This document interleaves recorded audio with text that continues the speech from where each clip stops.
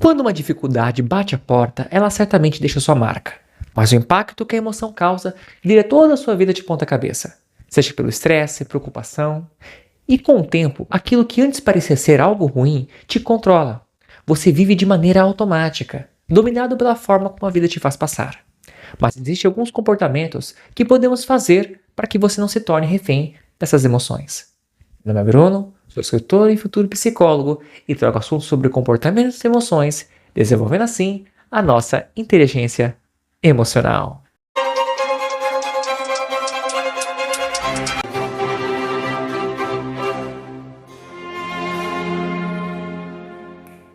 A princípio, quando algo te deixa em estado de preocupação, é porque você coloca uma devida importância naquilo com qual você se preocupa.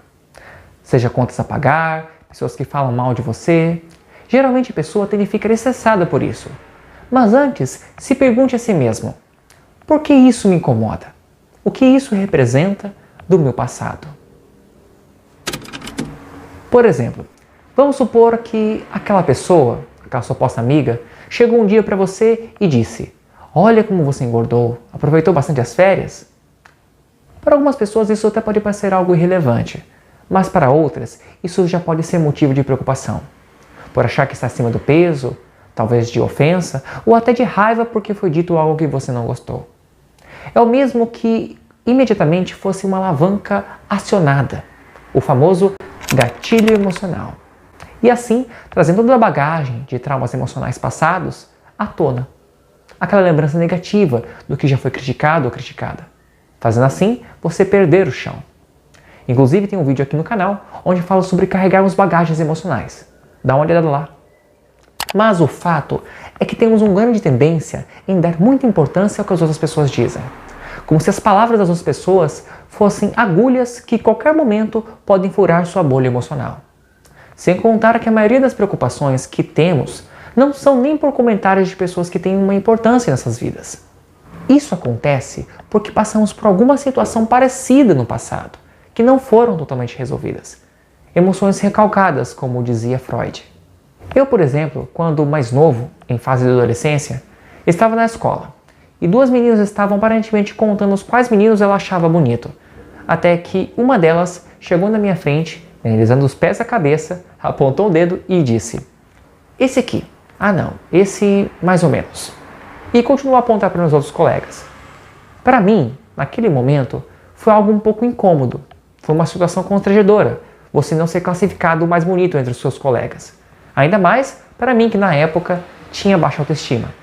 Fiquei com aquilo na cabeça por vários dias, porque me importava muito com as opiniões alheias. É claro que hoje se entende que a beleza é algo subjetivo, mas foi um gatilho emocional que me fez ficar muito mal. Tudo porque eu me preocupava demais com o que os outros diziam sobre mim. E também porque minha autoestima estava ligada às críticas do meu passado. Em relação à aparência, quando as pessoas se cobram por não se sentirem perfeitas, por não fazerem parte da moda, ter aquilo que as outras pessoas costumam ter, vivem sempre em estado de comparação, até mesmo sem perceber, o que gera ainda mais uma vida de preocupação e autocobranças para si mesmo. Viver através da comparação só faz você ficar ainda mais preocupada com o que você tem, com o que você precisa ter, fazendo assim você viver uma vida de comparação. Mas o que realmente devemos observar é aquilo que já temos. Isso é o que verdadeiramente importa. Eu vejo pessoas sofrendo por pouco, porque na verdade sua vida é toda vivida por gatilhos emocionais. Quando se percebe esse padrão, podemos diminuir o peso que uma ideia pode carregar. Porque nunca é o outro, mas é sempre você mesmo. É sempre a forma como você interpreta a sua própria vida.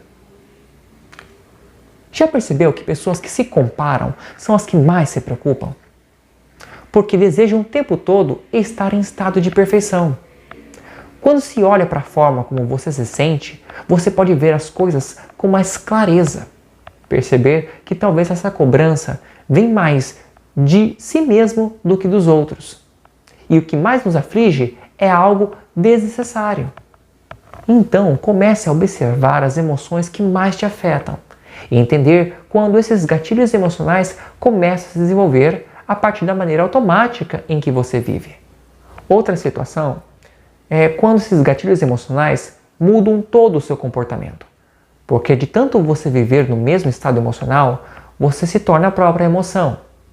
Aquela irritabilidade que antes apenas te incomodava, agora te faz você ser uma pessoa totalmente intolerante, impaciente, com tudo e com todos. Gatilhos emocionais. Quantas pessoas eu passei a conhecer e que presenciam à minha volta que têm esse tipo de estado de estourar por raiva, estourar por intolerância, por impaciência. Algo te incomodou, algo foi dito, pronto. Estoura, transforma a pessoa. Ela acaba tornando-se a própria emoção. Não tem mais paciência com seus pais, com seus filhos, com a escola, trabalho. Ou seja, fica com raiva de tudo. Já parou para pensar que essa raiva toda seja do seu vício na própria emoção? Faça um teste. Regra dos 7 segundos. Quando estiver com raiva, respire 7 segundos e não fale nada. Não haja na impulsividade, não fale palavras dos quais possa se arrepender. Apenas espere. Porque é um período da raiva que acontece o famoso sequestro da amígdala, que sequestra o nosso córtex frontal, que nos impede de pensar claramente sobre as coisas. Por isso você age sem pensar. Em outros casos, pessoas amargas, que sempre reclamam da vida, tornaram-se assim porque sempre viveram no modo automático. Pense comigo. Gatilhos emocionais são, na verdade, memória de dor antiga. O que antes era apenas incômodo, agora torna-se parte de você. Talvez você esteja sofrendo não somente por algo de agora, mas porque você está carregando muito tempo algo que não precisa mais carregar. A culpa ou o medo andam lado a lado quando se vive a partir dele. A comparação, por exemplo, é a falsa ideia da perfeição. Só ocorre quando olhamos demais para a forma como o outro vive. Quando você aprende a olhar com inspiração para a vida das outras pessoas, em vez de compará-las, isso torna-se motivação para assim melhorar. Então, a partir dessas emoções negativas, comece a pensar se isso não teria mais a ver com o seu passado do que propriamente com o agora. O que inclusive me faz pensar em outro ponto. Não se culpe pelo que fizeram, mas perceba o que se pode fazer. Sabe aquela mania de tentar entender, teclar na mesma tecla? Por que ele fez isso comigo? Não devia ser assim, mas eu sempre fiz o certo. Por que comigo? Por que falam somente de mim? Há coisas na vida que não é o quanto você sabe sobre elas, mas o que você pode fazer em relação a elas. Se alguém te magoou, te ofendeu, não fique se martirizando em tentar justificar o comportamento do outro. Às vezes o outro é sem noção, não pensa na vida, não tem caráter. Mas a pessoa quer porque quer o motivo de sua atitude. Ah, fulano se afastou de minha vida, eu queria entender o porquê. Por que ele fez isso comigo? Às vezes a simples resposta é que ele nunca foi amigo de verdade. Nunca foi a pessoa do qual você devia ter confiado, se relacionado. E tudo bem, acontecem erros em nossas escolhas. Errar é humano. Mas por que se culpar? Pense, se você conversou, deu o seu melhor, certamente o problema não está em você, mas com a outra pessoa. Querer dar tanta importância para as coisas que já aconteceram não farão elas voltarem como eram. Mas mudar, pensar em como elas podem ser resolvidas agora, esse é o caminho. Primeiramente, você deve se afastar daqueles que te fizeram mal.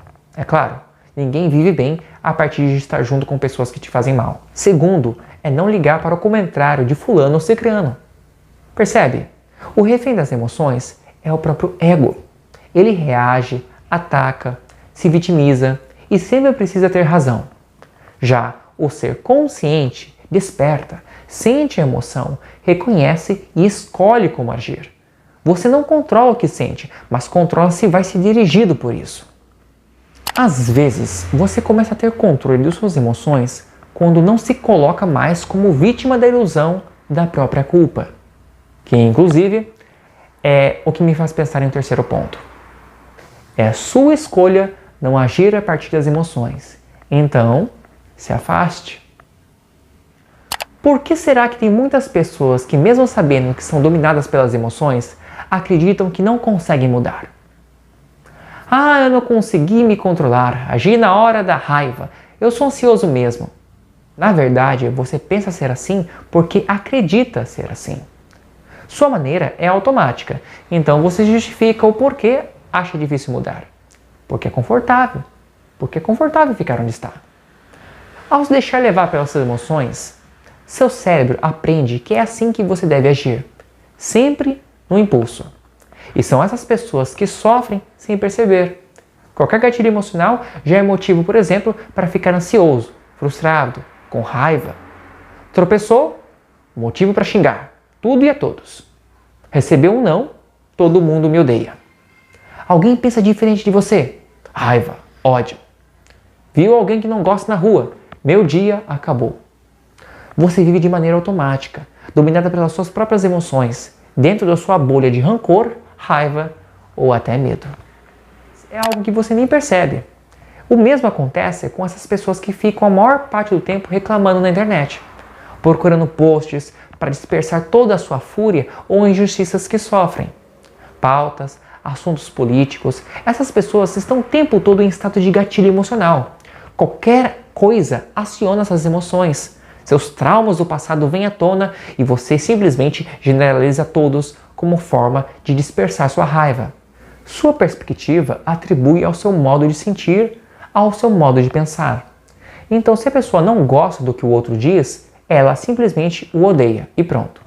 O que ocasionalmente acaba estando com raiva o tempo todo com aqueles que discordam e não consegue ter um pensamento crítico sobre a própria realidade. Por isso, acontecem brigas e incidentes por discordância, porque essas pessoas pararam de ter uma análise clara. Só age a partir de suas emoções, só do que julga ser certo, dominadas pelo seu próprio ego. Porque parece que virou moda, né? Fazer parte de algum grupo, que defende alguma coisa, que sempre é contra a outra. Sinceramente, eu não perco meu tempo assistindo aqueles vídeos de embate de grupo contra o outro. Posso até analisar, mas ficar constantemente em estado de gatilho emocional é muita besteira. Também não perca seu tempo alimentando essas emoções negativas. Elas vêm de todo lugar, do jornal que você assiste, das pessoas que fofocam na sua vida, de novelas, séries. Você cai na armadilha de ser parte da massa que é controlada.